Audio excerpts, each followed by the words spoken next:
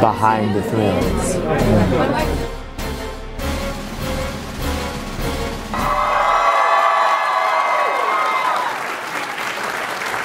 Give it up for Naomi Grossman!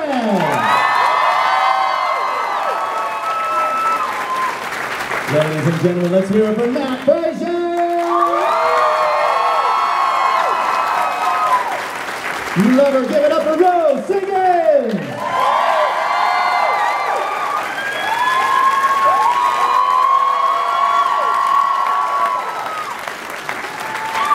Coming up next, Erica Irvin!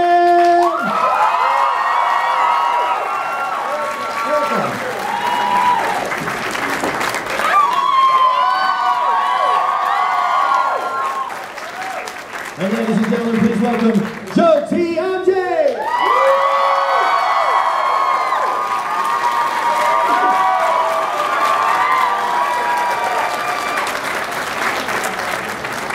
Very nice. Welcome, guys. Welcome to Orlando. Thank you. Thank you. Grab the microphones. Let's chat. It is wonderful to have you guys. Are you enjoying Orlando so far? Yeah. Very nice. We love Orlando. It's beautiful. Very good. We're just going to kind of have a conversation here for a little while. We'll talk about the show. We'll talk about you guys, talk about your lives, how this crazy ride of American Horror Story came about, and then I'm sure these people out here might have some questions for you. Do you guys have some questions? We'll get to that in a little while, but we'll have a chat here, and we'll just kind of talk to each other, see how things are going. So first, I guess I kind of want to start off with just telling everybody how this is going to work. So we're going to talk to the panel.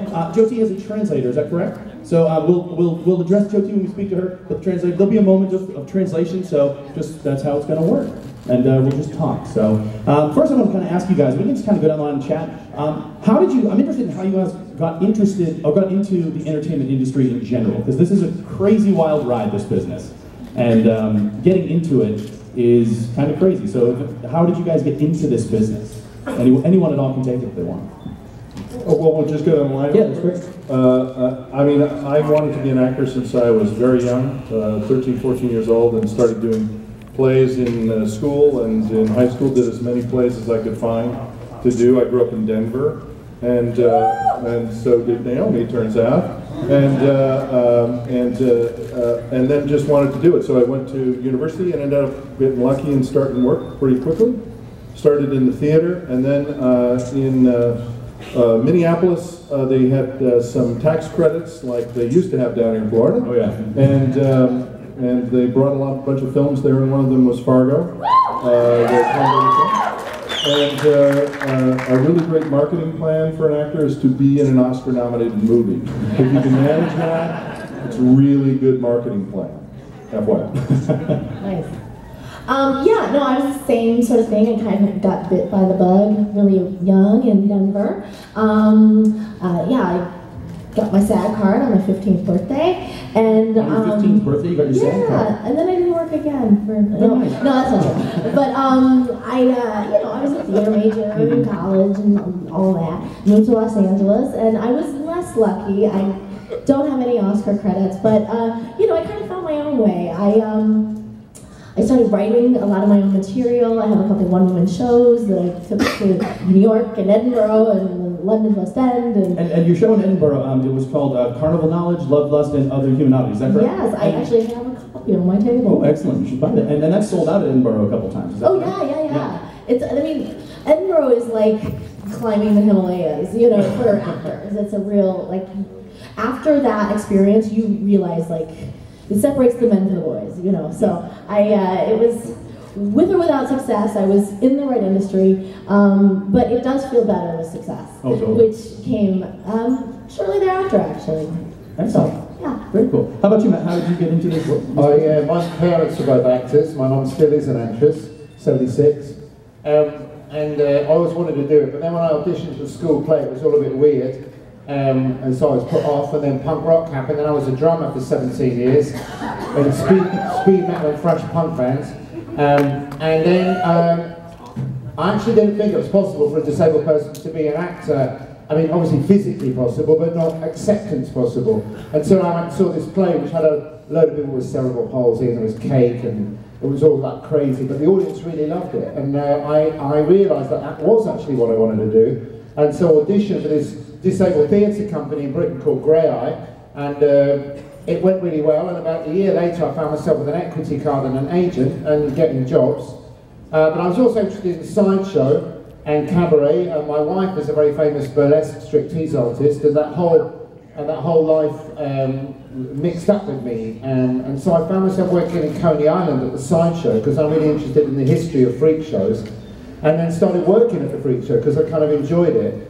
And then I ended up doing a show with my wife, a version of Beauty and the Beast, because that's what we really wanted to do, and I think it's important as an artist to follow your heart and what you believe in, and not just chase the buck. And then off the back of that, I got an audition for American Horror Story, so I found myself chasing the buck. But it was a very natural journey for me. I mean, it sounds weird and outsider, but for me, natural. So it just kind of fell into it with me. Really. Well, for myself, I'm not like my AHS family here. This is my actual first acting job ever. I got contacted through Facebook, and they said, "Hey Rose, you want to be a part of this really great television show? It's called Freakshow." So I told them, "No, I'm not really interested, you know, don't want to get involved in that." So kind of, you know, sent them a polite message back saying no. Next day, I have LA Casting calling me and saying, "You know what, why don't you just listen to us?" Okay. So they start talking about, you know, this whole great TV show, it's on this big huge network, and I'm like, yeah, I've heard of it before. And next thing, they're like, "Well, let us tell you who you might be working with." So I'm like, okay. And they started mentioning Jessica Lange, and Kathy Bates, and Sarah Paulson, and I mean, it went on for a while, and I thought, okay, so you want me to be on the show? And they're like, okay. And then I thought, and they want to be freaks? I mean, they're literally going to wear this, you know, appliances and, you know, special effects, and okay, well, when do we leave? And they said, well, you know what, do us a favor. How about you just, they sent me Naomi's script, which she did in Asylum when she's talking to Dr. Arden. So I went ahead and I did my little spiel. My son, you know, coached me along because acting, I have zero. You know. So he's like, "No, Mom, do it this way." Okay. And so we sent it, and you know, Ryan Murphy just loved it. It was perfect. So I have to tell you about my very, very first scene. Okay. So remember, zero acting, right? So we show up on set, we're in the trailer, oh yeah, first scene, cool. And then my son's like, "Have you read this contract yet?" Okay, hands it to me, and all of a sudden it's talking about, you know, it's gonna be like, you know, nudity. Oh no. So I'm like, you know, okay, all right, fine, you know, I'm gonna sign it, right? I'm here, I'm not gonna pack up, I'm not gonna go, I can do anything. And so now we go in, it's a closed set. So I have not met anybody yet. I had no idea who anybody was. And, you know, we've got, you know, Pepper is over in the corner, and luckily I realized it was a bodysuit and it wasn't actually you being naked there. And, you know, looking around, and there's just, you know, wow. Although I had people fooled.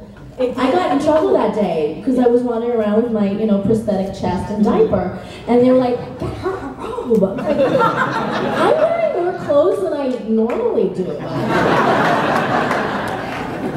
So it was really funny after a bit because, you know, I'm kind of just in the scene, just standing there, you know, everybody's running around. I'm like, oh wow, this is Hollywood. This is like unreal. Okay, I wonder what I have to do.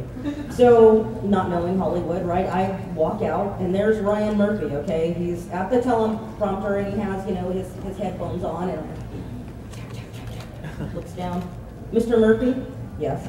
"What do I do?" And he's like, "Well, it's an orgy." And That's your first scene ever in acting, is it?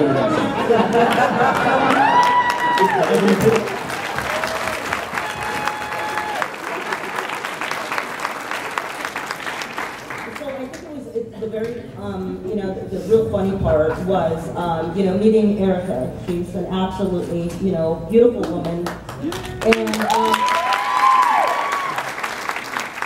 she's coming from Pueblo, Colorado. You know, we're like a farm town, you know.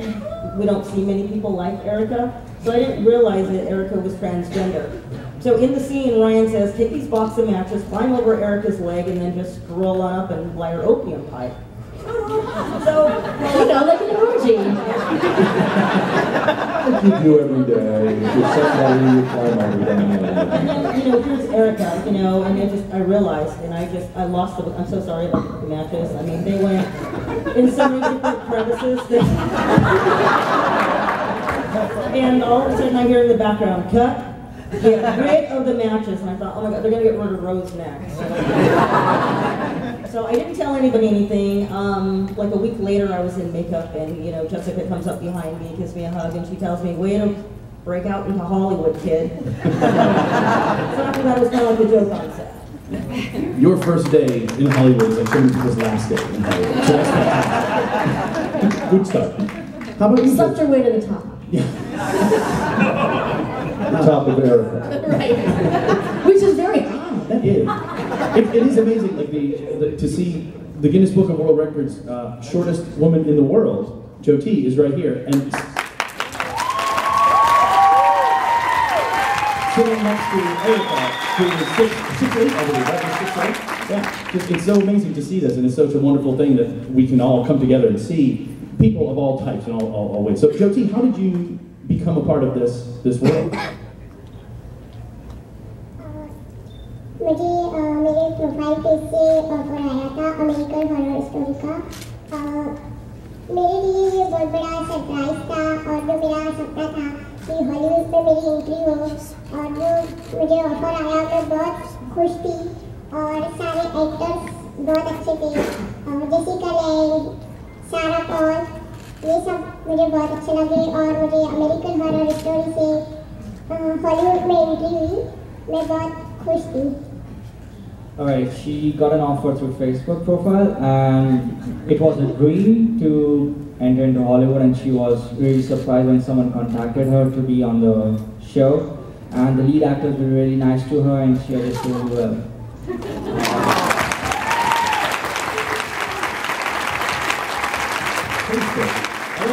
Facebook is becoming the new, headshot resume. It's great. Erica, how about you? How did you get involved in the entertainment industry? Well, guys, I started off at 19. I think I took my first acting class. I went to high school where Tom Hanks went to school and came and spoke at our graduation, and afterwards I kind of wanted to follow his footsteps and take a look, see. I played around with it for about 10 years, did a lot of theater up in Northern California. I moved down to Southern California following my dream. I got a lot of extra work as a monster and space alien, a lot of Star Trek and independent B films. I gave up on it for a little while and went to law school and studied law. Later on, I created Amazon Eve as a way to survive because the market fell out of my little world of being a paralegal. And I was a wrestler and a bikini model. A strange way of getting through the back door. I traveled around quite a bit, wrestling men and doing kind of a newer version of Freakshow. And we do things like Amazon Fest. We go to Europe and we do a lot of photo shoots where I'm picking up men and tossing them around or throwing them around. Yeah. I've been a strong person most of my life. And then I really started breaking out when they started putting me on the cover of magazines, and then I won the Guinness Book Award, and that's where I met Jodie in Milan, Italy in 2011 in March. And I saw her backstage, and Jodie has given me a little bit of coaching because I was always shy about my height and how to make it fit into this world. And in her own little way, she said, "Use your power." It's translated.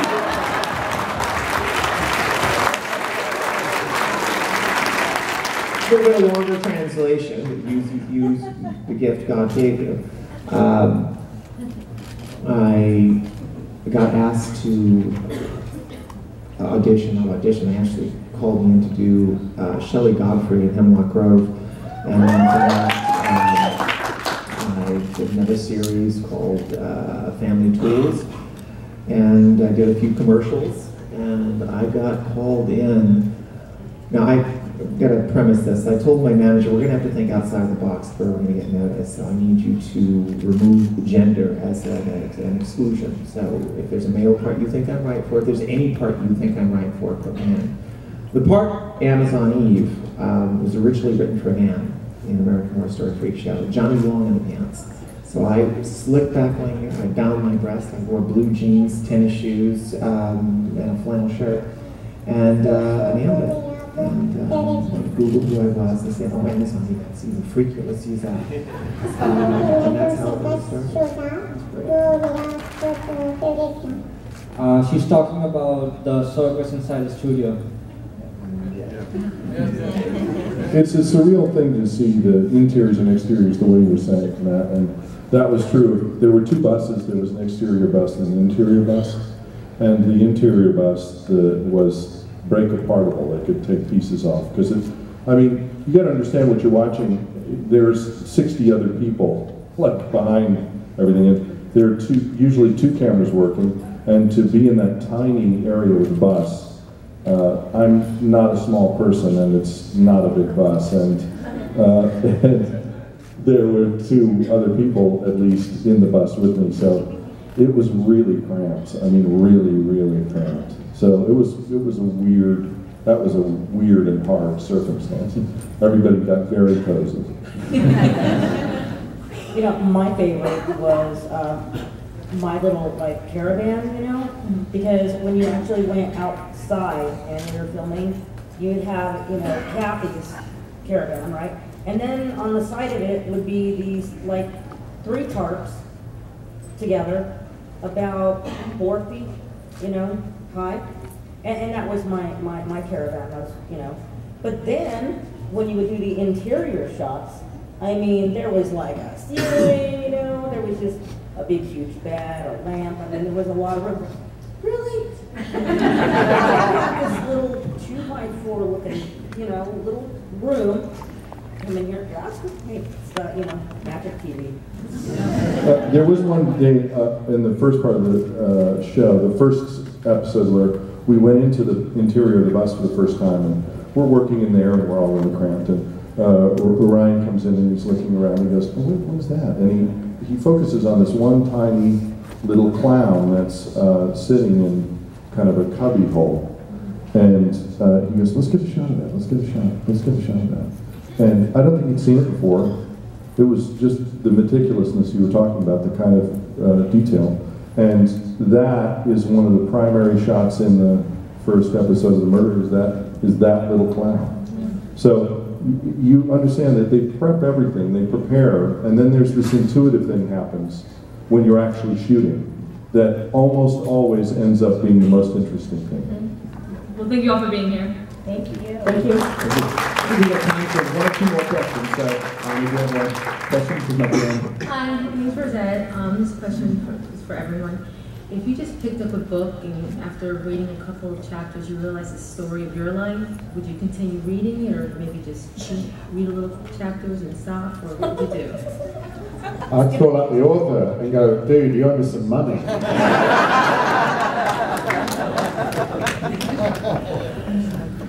I wouldn't flip to the end. I want to see how it ends.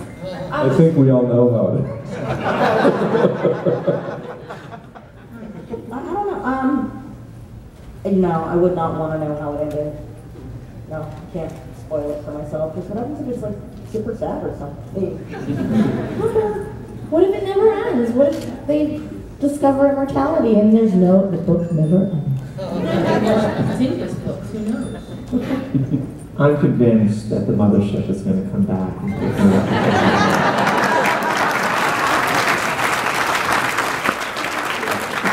I haven't read it yet.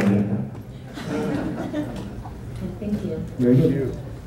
And this will be our final question from the panel, from the audience, right here. Hi, I'm Lisa. My question is for Jody. There were several times you had to film a death scene. I was just wondering, how is that like for you, having to film your death multiple times on the show? Because watching it for me was just heartbreaking.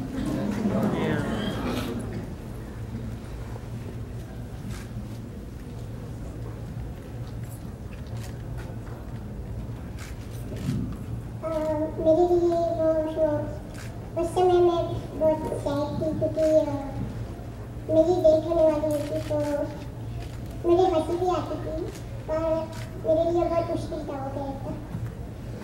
She's saying that there were so many deaths that she would become really sad once she was going to shoot the death scene. But on the other hand, she would laugh a lot, so she had to control herself a lot while shooting those death scenes. But she said